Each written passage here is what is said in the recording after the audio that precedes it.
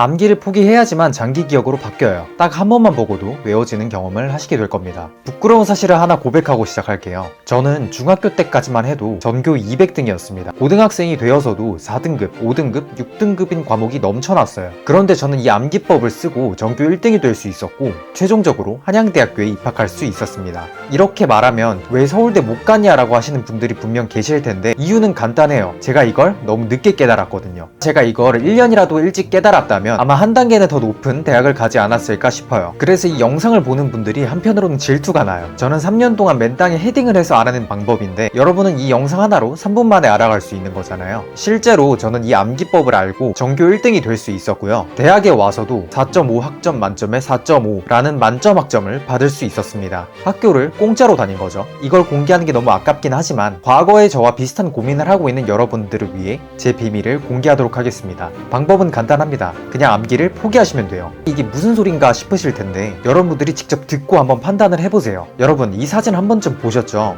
에빙하우스의 망각 곡선이라는 건데 여러 번 반복 학습을 하면 장기 기억으로 넘어간다는 이론입니다. 그런데 저는 솔직히 잘 모르겠더라고요. 이론적으로는 1시간 뒤에, 1일 뒤에, 일주일 뒤에 복습을 하라는 건데 아니 누가 이렇게까지 하냐고요. 그렇게 복습 주기를 딱딱 맞춰서 할 정도의 정성이면 애초에 전교 1등 했겠죠. 그래서 제가 했던 방법은 그냥 한 번만에 외워버리는 거예요. 방법은 간단해요. 항상 why, 왜? 라는 질문을 던지면 되는 건데요. 예를 한번 들어볼게요. 가볍게 들으셔도 좋습니다. 교과서에 이런 내용이 나왔다고 쳐볼게요. 신라가 고구려, 백제, 신라 3국을 통일했다. 그동안 아마 여러분들은 이랬을 거예요. 고구려, 백제, 신라 중에서 신라가 통일을 했다. 신라. 사실 이게 너무 상식적인 부분이라서 이렇게까지 외우는 분은 없겠지만 처음 보는 개념을 이렇게 암기하려고 대들면 무조건 까먹을 수밖에 없어요. 이런 식으로 공부를 하면 시험 전날까지도 이 개념을 기억하고 있을 거라고 장담할 수가 없는 거죠. 그래서 왜, why라는 질문을 던져야 되는 거예요. 신라가 고구려, 백제보다도 더 약했는데 어떻게 삼국을 통일할 수 있었을까? 아, 당나라한테 도움을 받아서 고구려와 백제를 조금 더 쉽게 쳐낼 수 있었구나.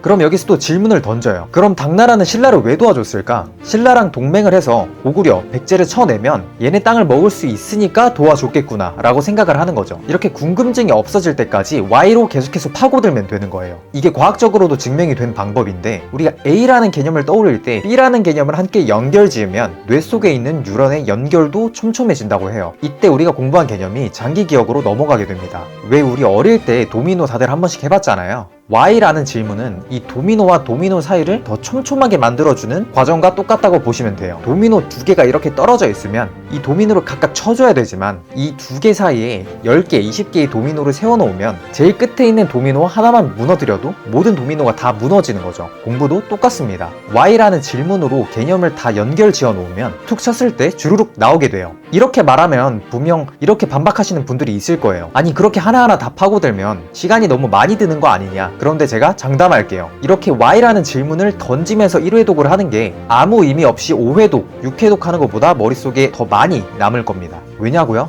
오늘 무지성으로 암기한 거 내일 되면 어차피 까먹거든요. 물론 이 Y라는 질문만으로 모든 거를 100% 암기할 수는 없습니다. 하지만 억지로 암기하는 게 아니라 이런 식으로 Y를 던지면서 공부를 하면 시험 전날에 암기해야 할 양이 최소 절반 이상으로 줄어들 거예요. 그동안은 시험 전날에 100을 암기를 했다면 이제는 2, 30밖에 안 외워도 되는 거죠. 평소에 7, 80은 장기 기억으로 다 넘겨놨으니까요. 그럼 이제 이해가 되지 않은 부분만 암기하시면 되는 겁니다. 지금까지 영상을 보신 분들이라면 충분히 가능성이 있는 분들이라 확신합니다. 이미 90%가 넘는 분들은 중간에 나갔을 거거든요. 이제는 이 공부법을 적용만 하시면 돼요. 앞으로도 평범한 중위권이었던 제가 어떻게 최상위권이 될 수 있었는지 그 방법들이 궁금하다면 구독 한 번씩 눌러주세요. 감사합니다.